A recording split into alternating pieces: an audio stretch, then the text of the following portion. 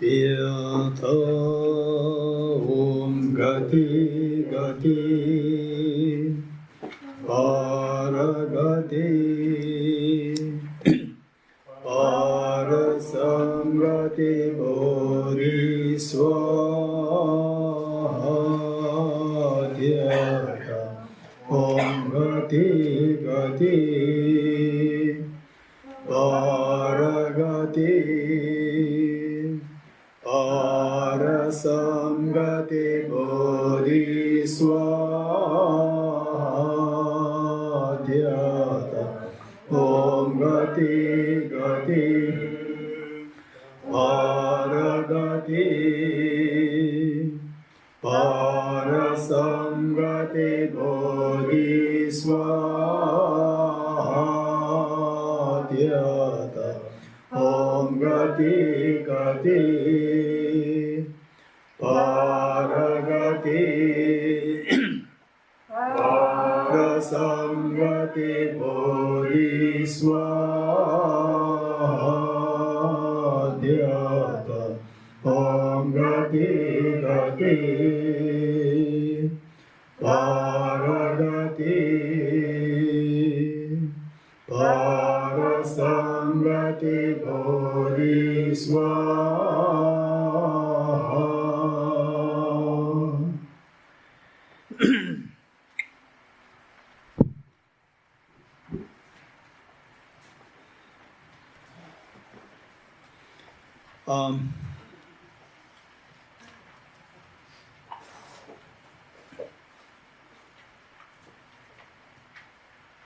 Did you all hear?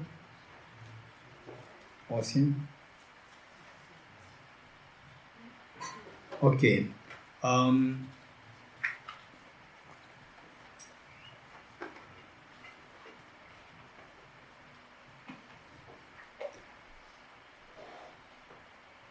There's one sutra which is known as the Satipatthana Sutra, the sutra of the four mindfulnesses. Satipatthana Sutra, which is common to all the Buddhist traditions, Theravada Buddhism, Chinese Mahayana Buddhism, and Tibetan Buddhism.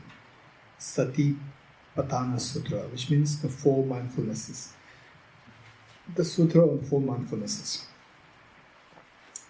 A Sutra on four mindfulnesses, and the mantra which we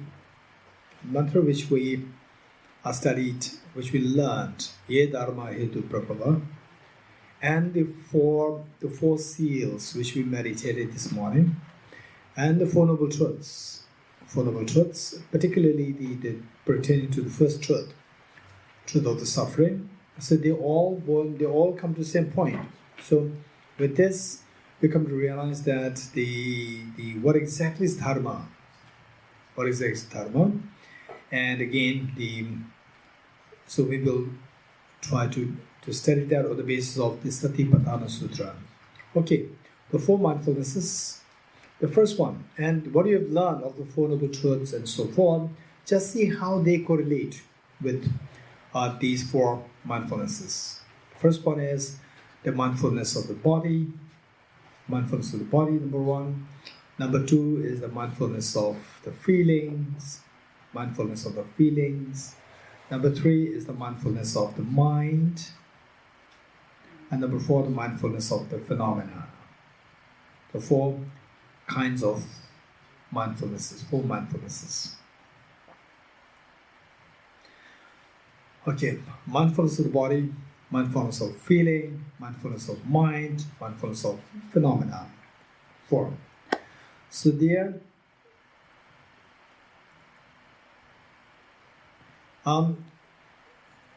what we find there, for example, say when I speak about this orchid flower,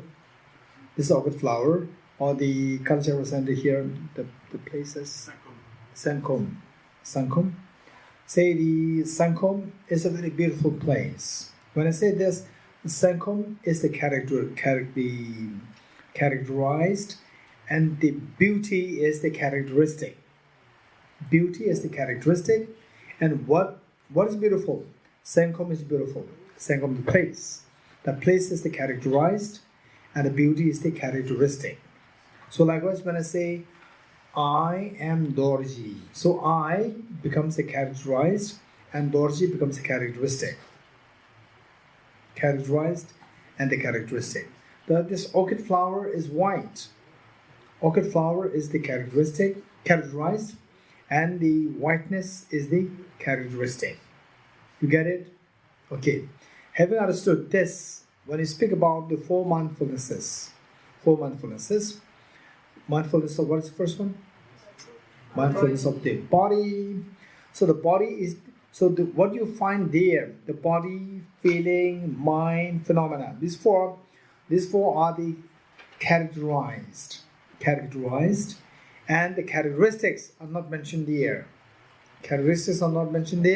So the characteristics, if you have to speak about mindfulness of the body, to make it very precise with the characterized and the characteristic both, what we say is that the body, the mindfulness of the body to be unclean. The body becomes characterized, and unclean, impurity, that becomes the characteristic. Right? Body, mindfulness of the body to be unclean. Mindfulness of what is the second one? Feeling. Mindfulness of the feeling to be unpleasant. Mindfulness of the feeling to be unpleasant. What is number 3? Mind. Mindfulness of the mind to be impermanent. What is number 4? Phenomena. The mindfulness of the phenomena to be empty of, the mindfulness of the phenomena to be selfless in nature. Okay, so these four mindfulnesses we have to remember so well. Mindfulness of the body to be impure, mindfulness of the feeling to be unpleasant, unpleasant or the misery, mindfulness of feeling to be miserable, mindfulness of the mind to be impermanent, mindfulness of the phenomena to be selfless in nature. Okay, these are the four kinds of mindfulness. 4 kinds. Okay, so now what we do is that we relate these 4 mindfulnesses with what we meditated this morning. The 4 seals. Remember, what are the 4 seals? All composite things are impermanent. All contaminated things are suffering nature. Everything is the nature of emptiness, selflessness. Transcending sorrow is absolute peace. Okay, these 4 seals, we make sure that these numbers, the 4 seals, the 4 mindfulnesses, and the 4 noble truths, and the 2 truths, and 6 perfections, these numbers make it a point that we all should learn them by heart. There are not many. They will come so often. They will come repeatedly. So we make sure that we have these by heart. Right? The 4 mindfulnesses. What are the 4 mindfulnesses? The mindfulness of the body to be impure or unclean, the mindfulness of the feeling to be miserable or unpleasant, the mindfulness of the mind to be impermanent, and the mindfulness of the phenomena to be selfless in nature. Okay, right? And what are the 4 seals? What are the 4 seals? All composite things are impermanent. All contaminated things are of suffering nature. What is that? Everything is of the nature of emptiness and selflessness. And then finally, transcending sorrow is absolute peace. So this is what we learn of the 4 seals. Now, what are the 4 noble truths? 4 noble truths. Truth of suffering, truth of cause of suffering, truth of the cessation of suffering, truth of the path leading to cessation. Okay, so now I'm not going to go into detail. These 4 noble truths can be understood in more detailed form, in the form of what is known as the 16 attributes of the 4 noble truths. 16 attributes. Right?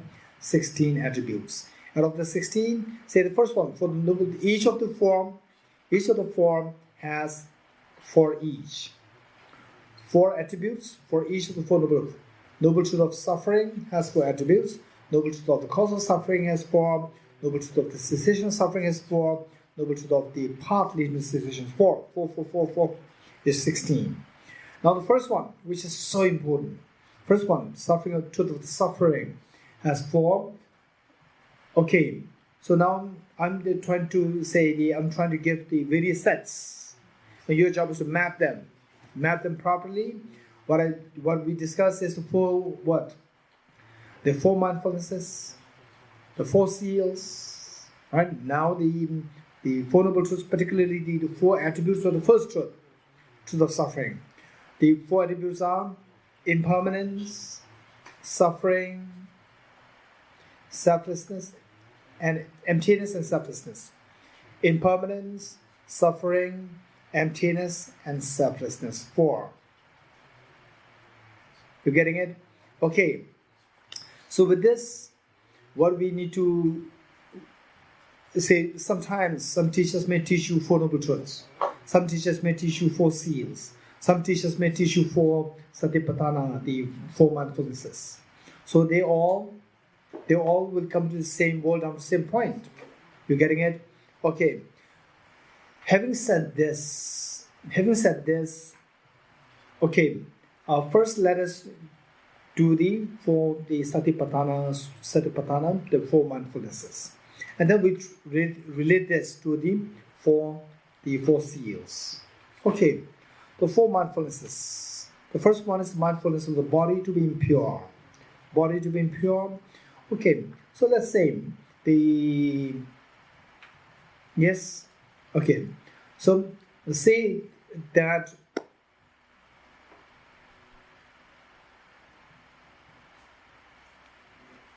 what we learn from the mantra, ye dharma hetu prabhava hetum desham tadagato From what we learn there is that all miseries, they don't arise randomly. They arise by dependence on the causes and conditions. You agree with me? This is so important, right? This is so important. Now once you know what are the causes and conditions, you will know how to tackle. Once you know that the dampness in my house is coming from the leakage in the pipe, you will know how to rectify this. Otherwise, if you don't identify what the cause of the suffering, what the cause of the suffering are, then you have to depend on other people all the time. You will never learn how to get rid of this suffering, and you will never become freed. Okay. So the point is that Ye dharma hetu prabha. All these miseries, they arise from the causes. Okay. Say, miseries. What is a misery? What is a misery? Say, when the weather is little humid meaning little raining, is misery, or this is pleasant, or what is it?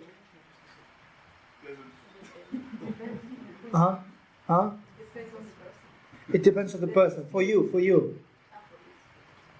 It's okay, right? For others?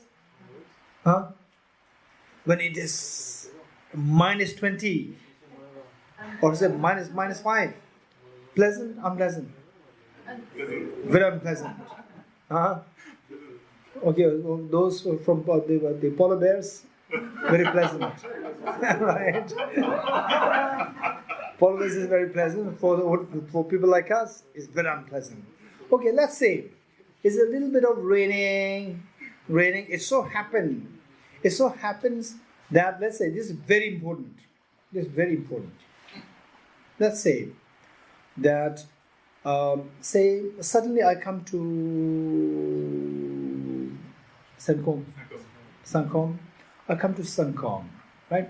And then it so happens that the space is so wide, very special, a little bit of rain coming. And then I hear very bad news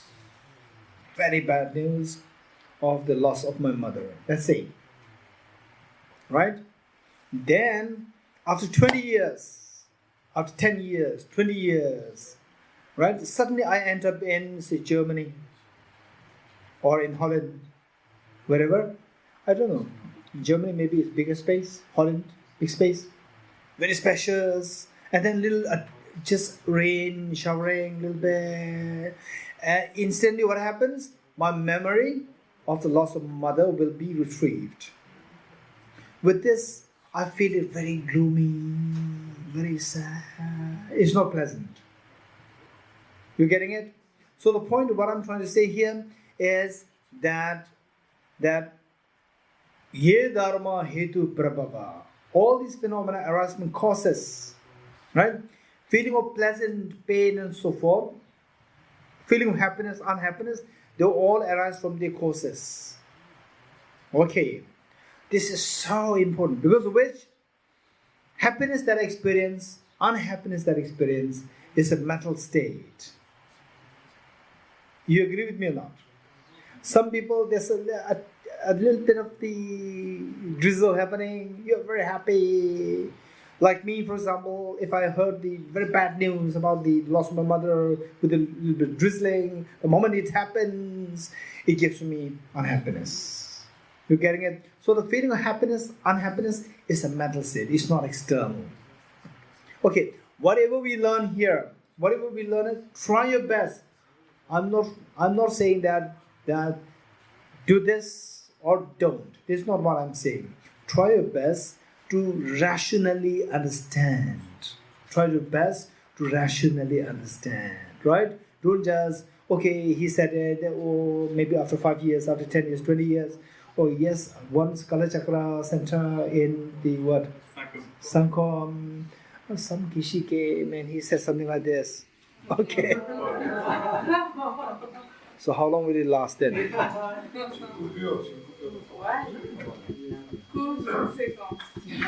Yes.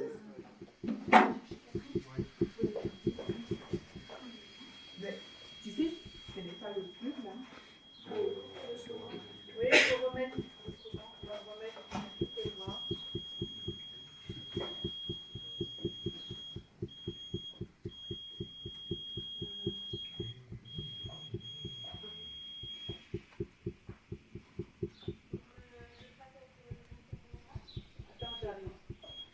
Maybe in the meanwhile, you can do one after the other, you know?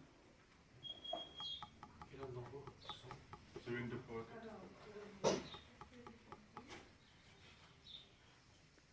Consecutive. Yes. Oh, it's good.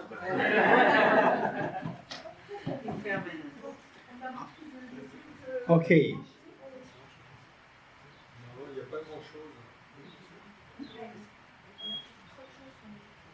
Okay, so now, what was I saying?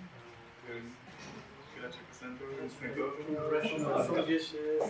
Yes, 20 years ago, Gueshe came, I don't know his name, I forgot his name, right? He said something, never ever do like this. Always try to gain conviction.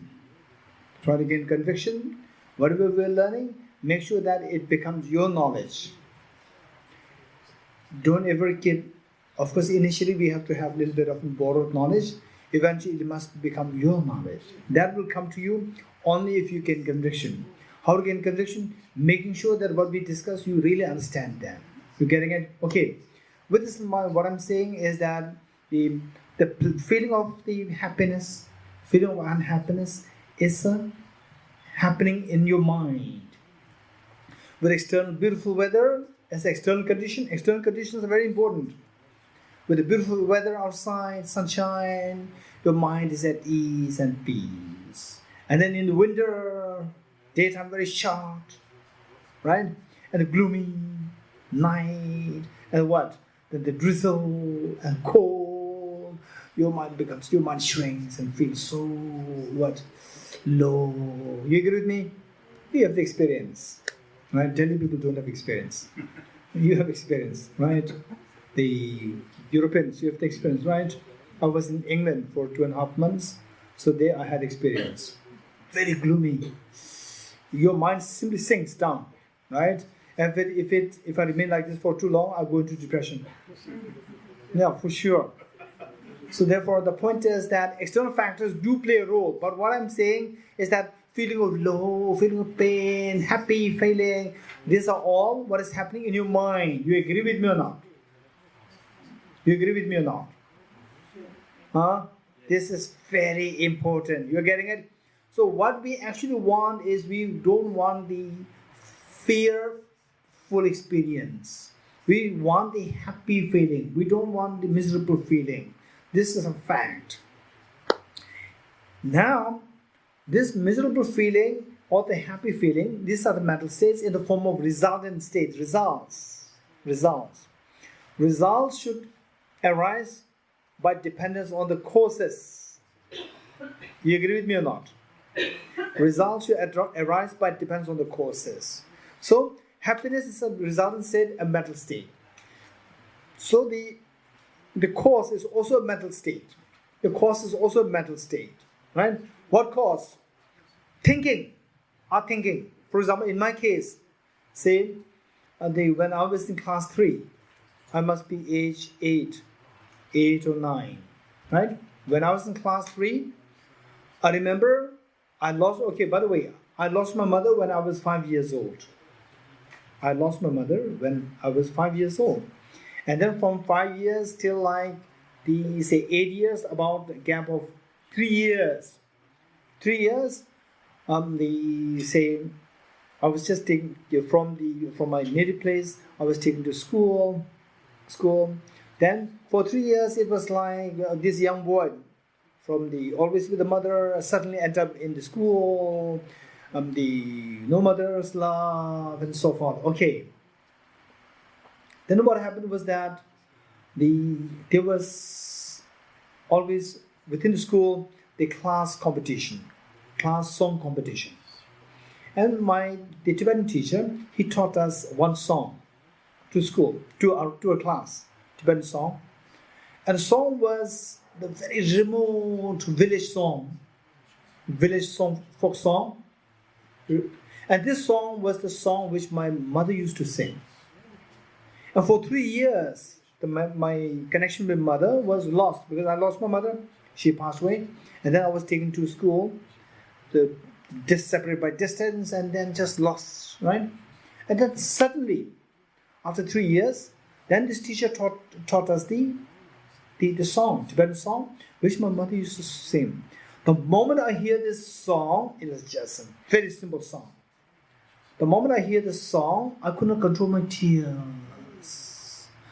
I was taken deeply into emotion to make me very emotional into tears. Okay, tell me, this simple song, I hear this and, okay, now technical word, cognize. I know that, yes, this is a song, right? I heard the song, I know the song, and then this song, this knowledge, it retrieves a memory which remained dormant for the last 3 years. It retrieved this memory on the surface. And then I could feel the memory of my presence with the mother. And I could not control my tears. That was when I was 8 years old. Okay, so what I'm saying is that the feeling of happiness, miseries and so forth, these are the mental state, and they are brought to the surface. You experience that in the form of result by the causal factors, causes, ye dharma, hetu, prabhava. All these phenomena, they arise from the causes. So the point is that the happiness they experience is because of the causes, the miseries they experience is also because of the causes. What causes? This is the next question. Causes also the thought processes. This is so important. The causes are the thought processes. Within the thought processes, there are two. Thought processes which gives rise to pleasant feeling in you. Thought processes which gives rise to unpleasant feelings in you. These two. Generally speaking, the thought processes which give rise to pleasant feeling in you, they are known as virtues. There's no hard and fast rule to say this is virtue, this is non-virtue like this. Any thought process which genuinely gives rise to happiness, that is virtue. Any thought process which genuinely gives rise to miseries, that is the non-virtues. This is how we classify virtues and non-virtues. You getting it?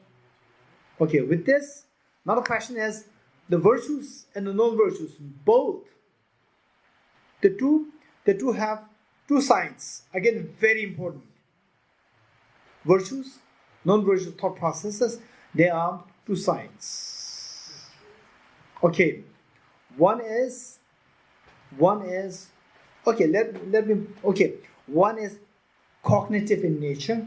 Cognitive meaning the mind which says, yes, this is a flower, this is an orchid flower, I don't know what this flower is, with the leaves, or this is the wall, the beautiful center, yes, I know this, I'm not hallucinating. You getting it? This is known as cognitive side, cognitive element of the mind. Another one is the affective element of the mind. Okay, how many, just raise your hands, those who love orchid flowers, who genuinely love orchid flowers, who really loves orchid flower, like this flower, orchid flower, just raise your hands. Okay, I don't really care. Raise your hands. I don't really care orchid flowers. Okay, including me. Okay, Claire, Chris, Diana, and then who else? Chen? This is a problem? Working. It's not too clear.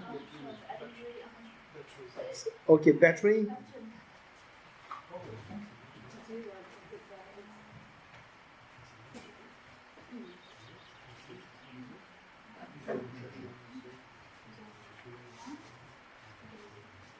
Is working? Yes.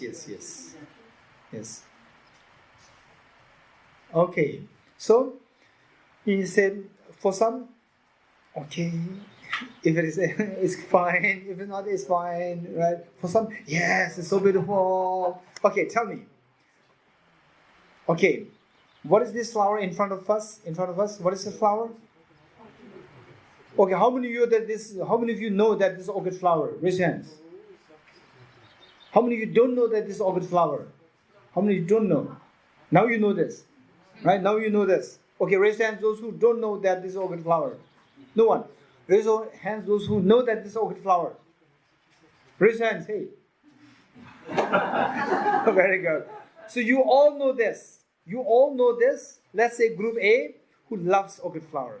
Group A doesn't care. Orchid flower. Two groups. You're getting it? Who knows that this is orchid flower? Group A, group B. Which of the two groups knows that this is a flower, orchid flower? Group A or group B? Both knows this. Which of the two groups like this flower? A. You're getting it? So when I say who knows, there's no difference. Both sides know that this is orchid flower. This is a cognitive side. This is a cognitive element of your mind. To know that this is a flower. You like it? I don't like it. You like it? I very much like it.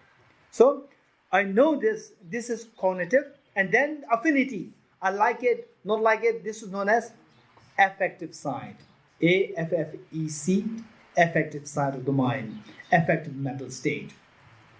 Cognitive mental state and affective mental state. Okay. What makes us to move? 90, if not 100%, 80, 99.9% of all our movements are because of the affective minds. 99.9%, if not 100%. Right? 99.9%, if not 100%. For most of us, it is 100%. Right? That all our movements, physical movements, coming from Paris to the Saint Cosme, right? Saint Cosme, and then Saint Cosme, going in the wilderness there to enjoy the park, to enjoy the water pond there, to enjoy the stupa there. That is, all these movements are done by the affective side of the mind. And affective side of the mind, they are moved by the cognitive side of the mind. You getting it? Okay, so therefore this is how that our mind, it says that he dharma hetu prabhava. All these phenomena arise from causes. Phenomena of miseries, happiness, they arise from causes. Particularly, let's say the miseries. Miseries arise from cause What kind of causes? Mental cause. What mental cause? Affective side of the mind. Affective side of the mind, they say affinity. Yes, I like this, I don't like this, I hate this, right? So this is affective side, and this affective side is driven by the cognitive side. You're getting it? It is for this reason that what we have to learn is what is known as the 5 omnipresent mental factors. 5 omnipresent mental factors. Okay. So before this, I think we need to be introduced to what is known as the 5 aggregates. 5 aggregates. First, we'll introduce you to 5 aggregates. Then we'll introduce you to the 5 omnipresent mental factors. The 5 aggregates. How many of you know what the 5 aggregates are? Raise your hands. 1, 2, 3, 4, 5, 6, 7. Most of you know that, right? Okay. How many of you are not too sure? You've heard about it, but not too sure about the 5 aggregates. Raise your hands. Okay. 5 aggregates, very important. Very important. Even those of us who know this, still it is very important for us to know this with clarity, right?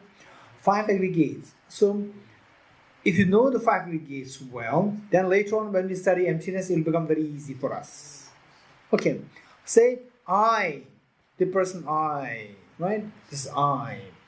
This I am made of, for example, this table is made of, how many of you agree with me? That this table is made of the top plank and the 4 legs.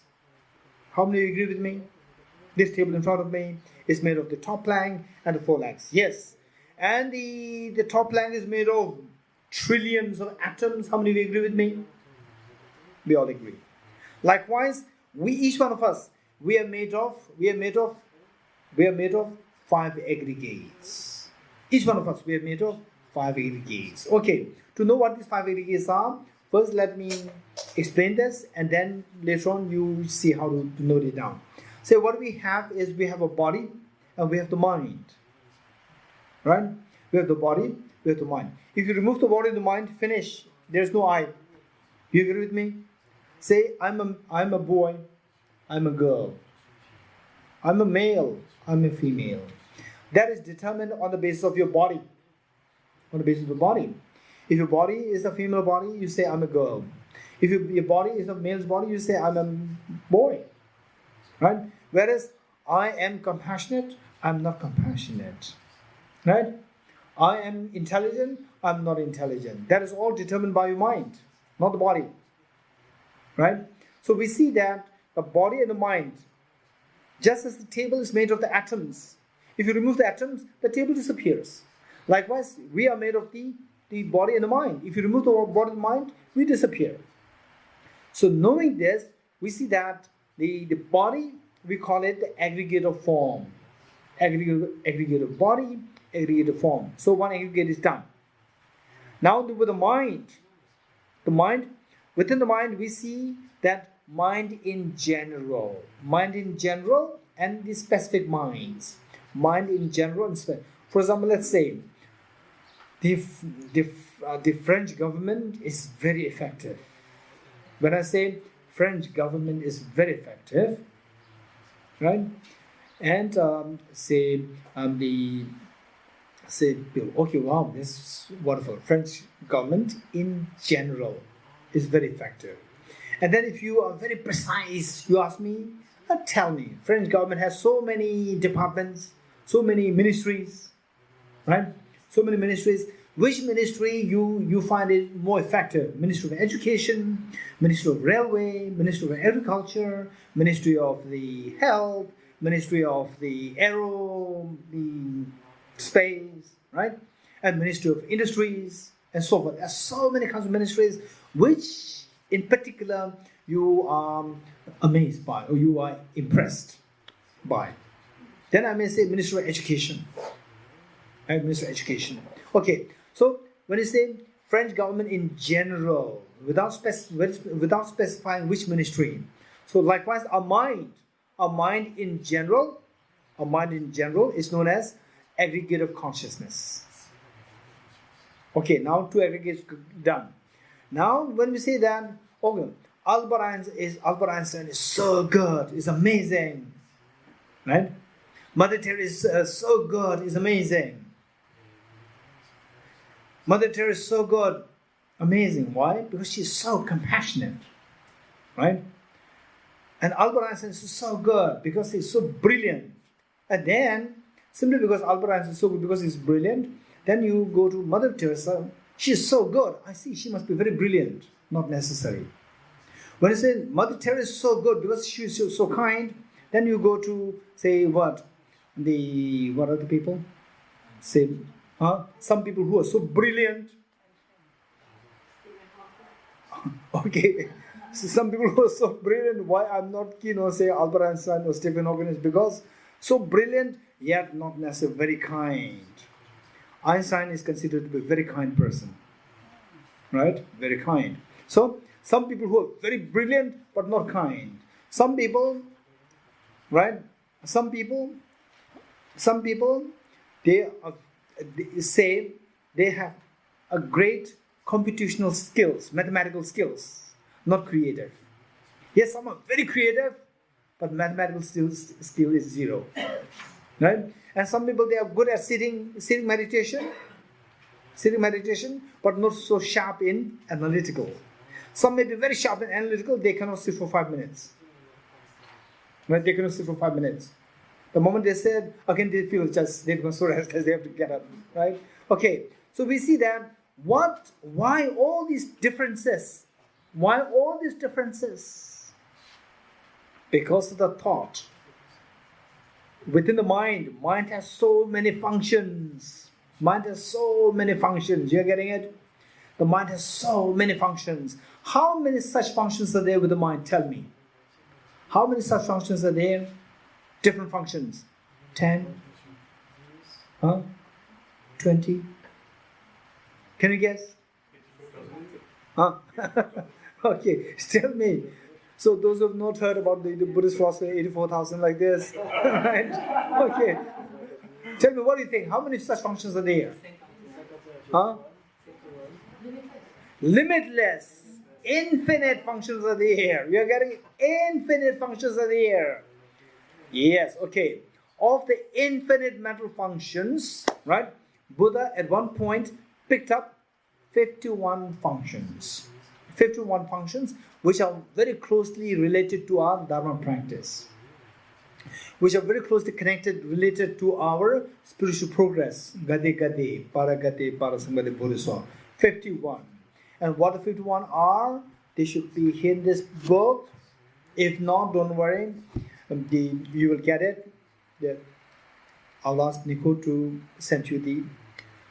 it's all available from bodhiwisdom.org. bodhiwisdom.org. Right? Okay. So 51. Of the 51,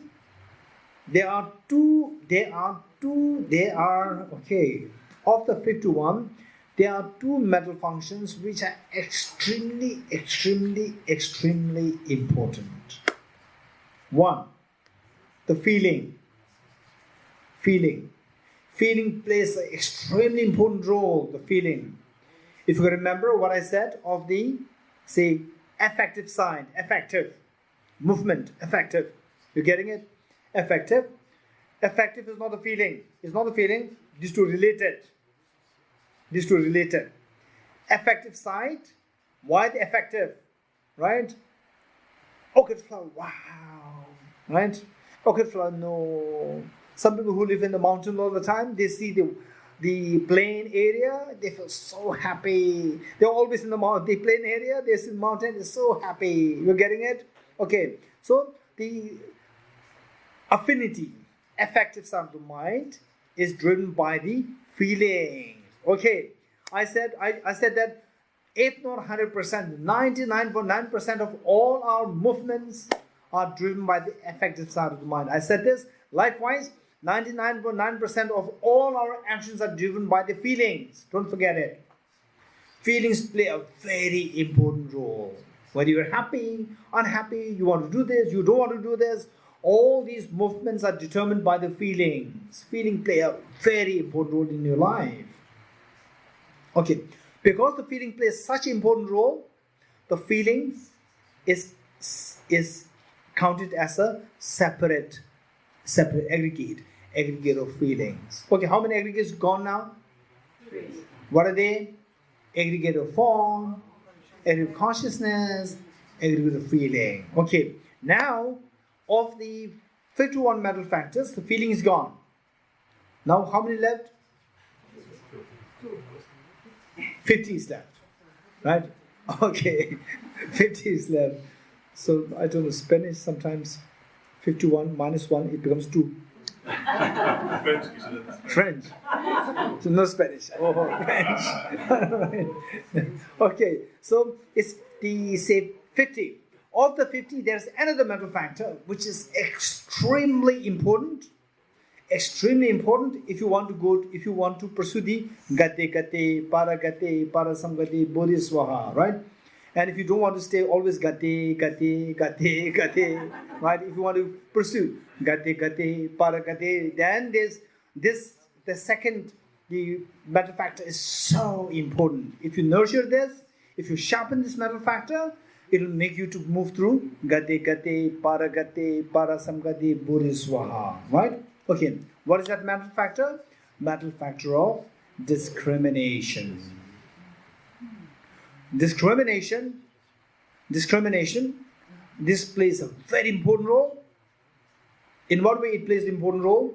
Is that feeling is important for what? Feeling decides almost all your actions. Almost all your actions. You're getting it? And the discrimination decides the quality of your life, quality of your thinking. The quality of your thinking, the quality of your life, and the quality of your profession is decided by the sharpness of the discrimination. You getting it? Okay. So let's say that, okay, how many of you are not really good at painting? Raise your hands. Not good at painting. Okay, for you, say who was the French artist, very popular one, very famous one, older one? No. Huh? Michelangelo? It's not French. Huh? Delacroix. Okay, let's say, even the French, they don't know. Okay, let's say Delacroix. He's a painter. Right? Okay, let's say, those of you who have no interest in painting, say Delacroix's painting and my painting. You will appreciate my painting more. Because my painting is very colorful. Right? Delacroix's painting may not be colorful.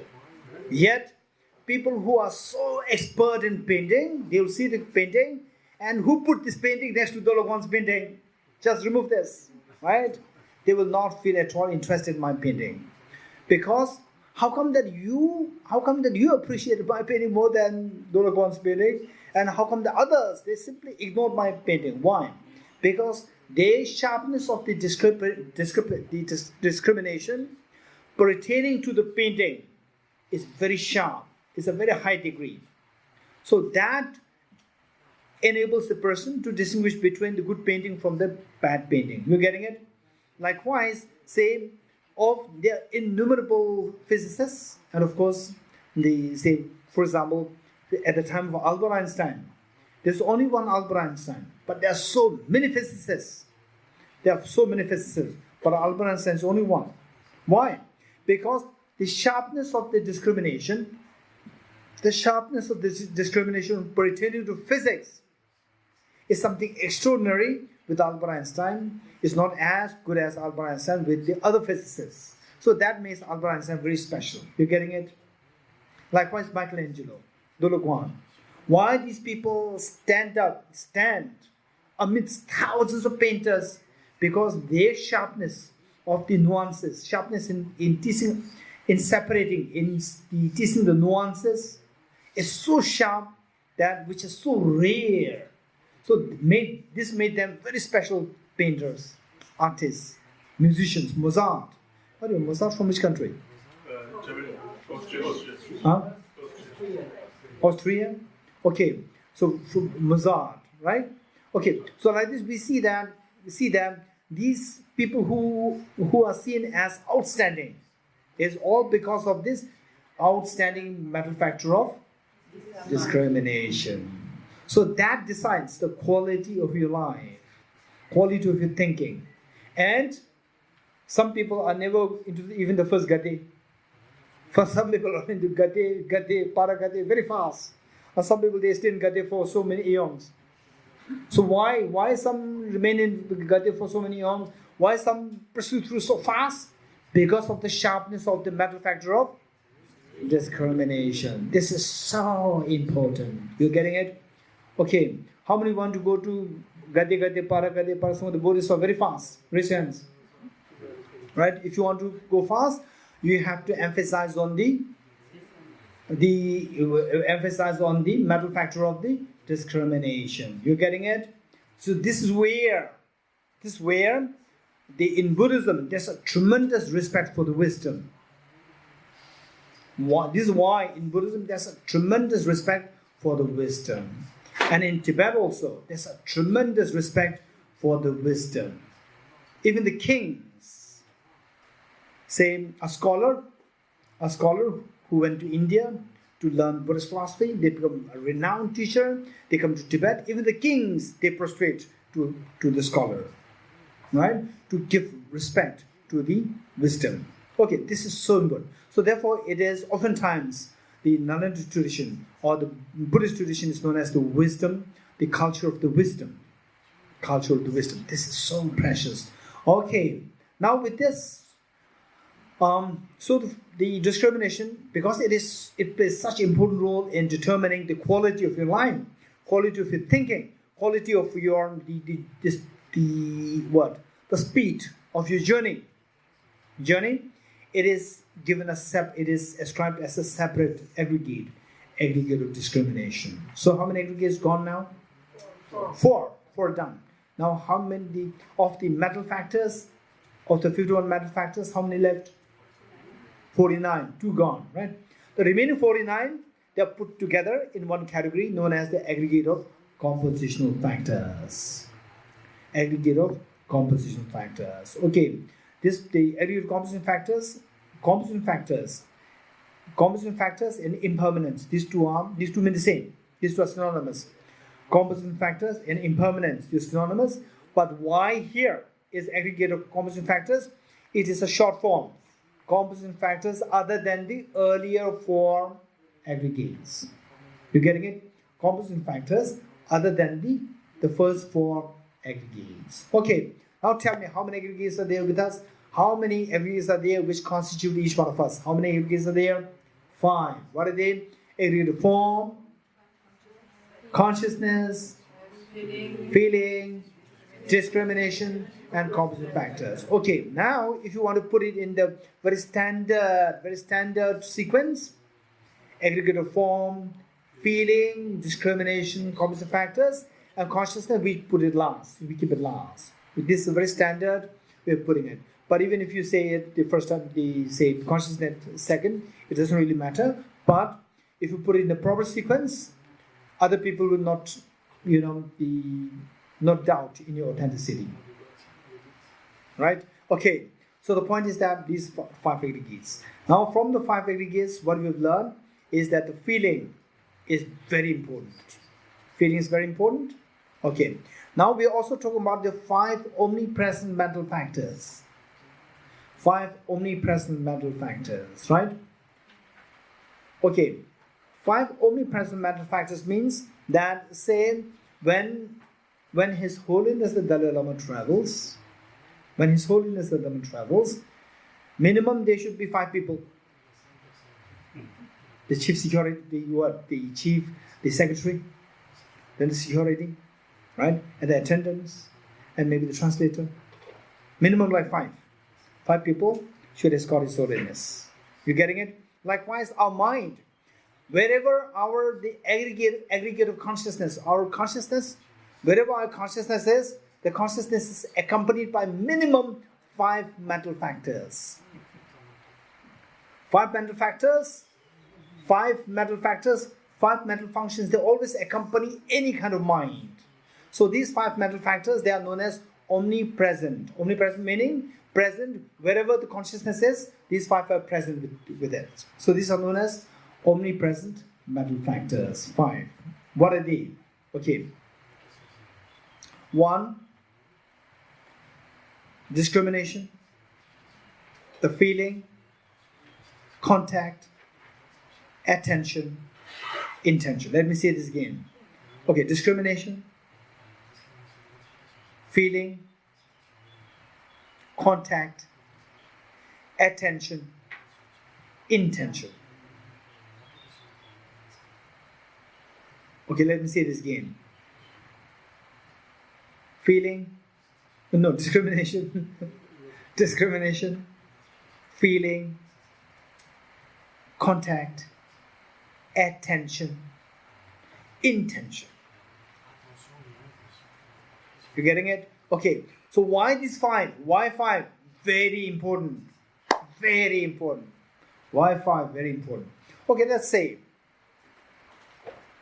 let's say that, okay, say me coming to France, right?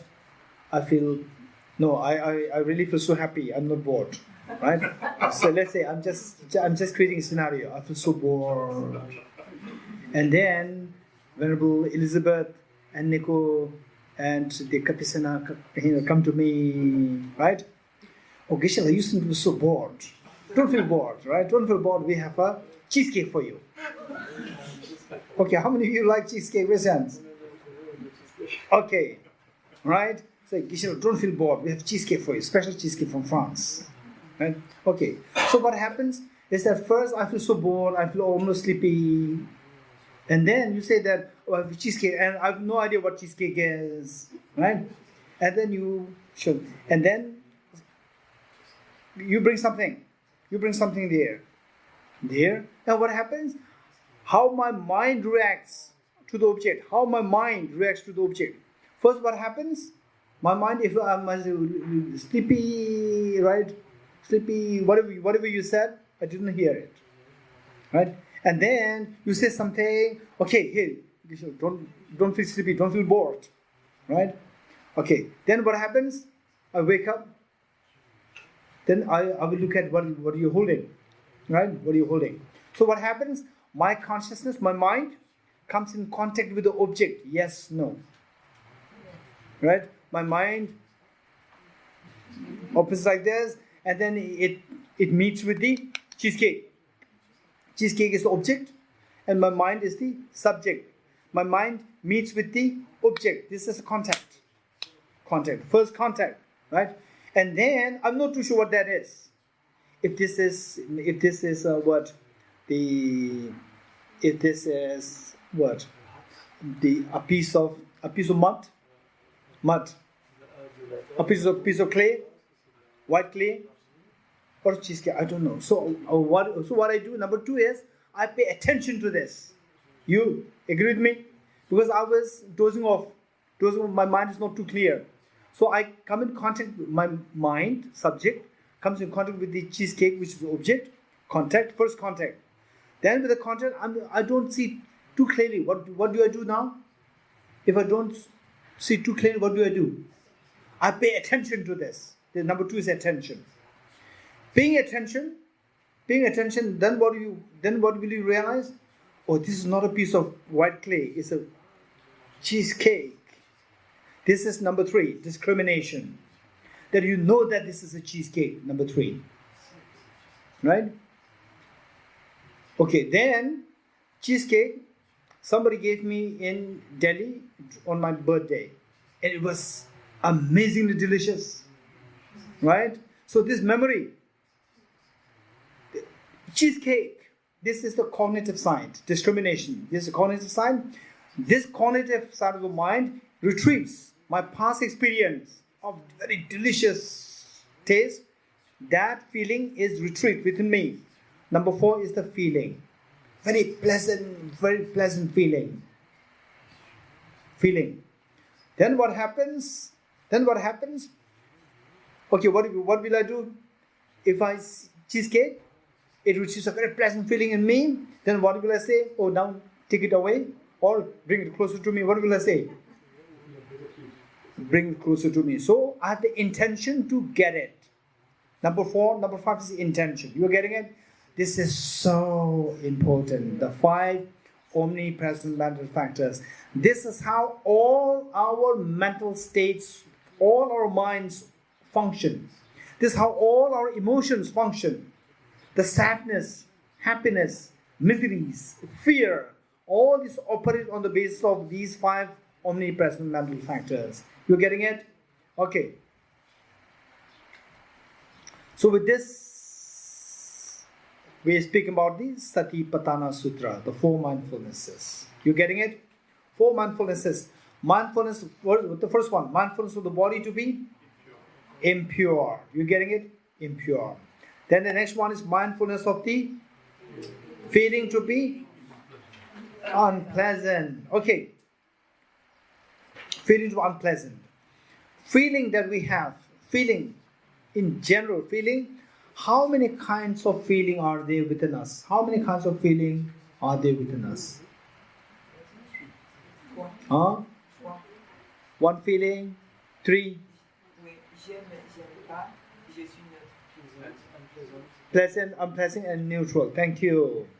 Okay, we have millions and millions of feelings there. All these millions of feelings can be summarized into 3. Pleasant, unpleasant, and the neutral feelings. You getting it? So what it says here is that the mindfulness of the feeling to be unpleasant or feeling to be miserable. Right? This is extremely important. Right? Okay, this is very important for us. So this, if we really understand this, not to superimpose, but if you really understand this, is very helpful. It's very helpful, right? The feeling, there are 3 kinds of feeling.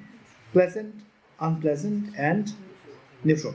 Unpleasant feeling, nobody will see this as pleasant. Unpleasant feeling in general.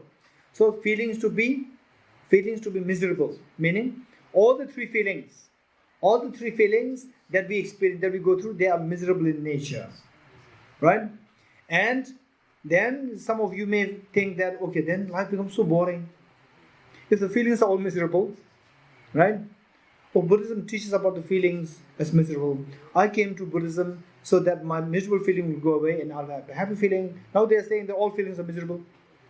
Okay, so the point is, this is very important.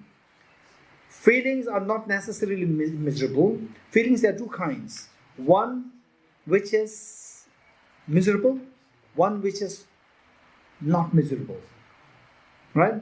What we consider as all feelings that we have, they are miserable in nature. But unless we identify the feelings that we go through as miserable, we will never try to get the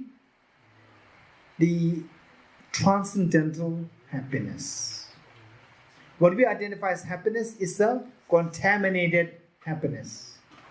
What we identify as happiness is a contaminated happiness. In actuality, there is a feeling which is uncontaminated happiness, or also referred to as the transcendental happiness. So unless until we are able to get it, they say, we are able to see to the flaws, the faults of these 3 kinds of feeling of the 3 kinds which we go through. Unless we see the flaws of these 3, we will never experience the transcendental happiness. Okay, or the uncontaminated happiness. Okay, so let's say, explore, say the 3 feelings, the feeling of but unpleasant feeling. And these 3, on the basis of these 3 feelings, we describe what is known as the 3 kinds of suffering. 3 kinds of suffering. Truth of suffering, the first truth. 3 kinds of suffering. Okay, what are they? What are the 3 kinds of suffering? Suffering of pain. Suffering of change. Pervasive conditioned suffering. 3 kinds of suffering. Okay, so these technical vocabularies we have to know. First one is the suffering of suffering, or manifest suffering of pain, suffering of. Technically, it is known as suffering of suffering. We call it suffering of pain or the manifest suffering. Number one. Number two is suffering of change.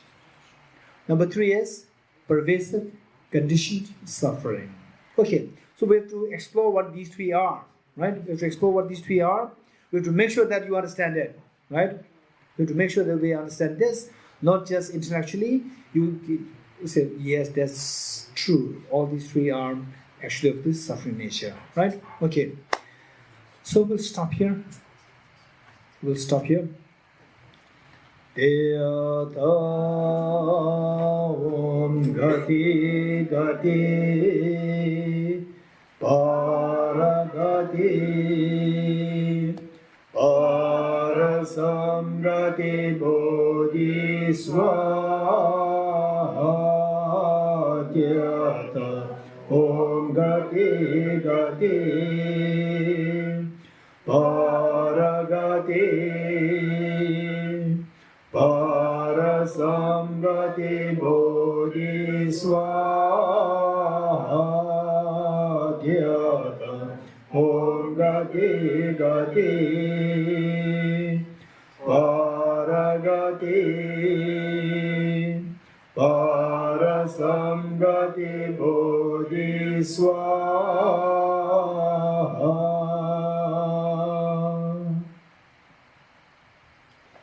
Three prostrations.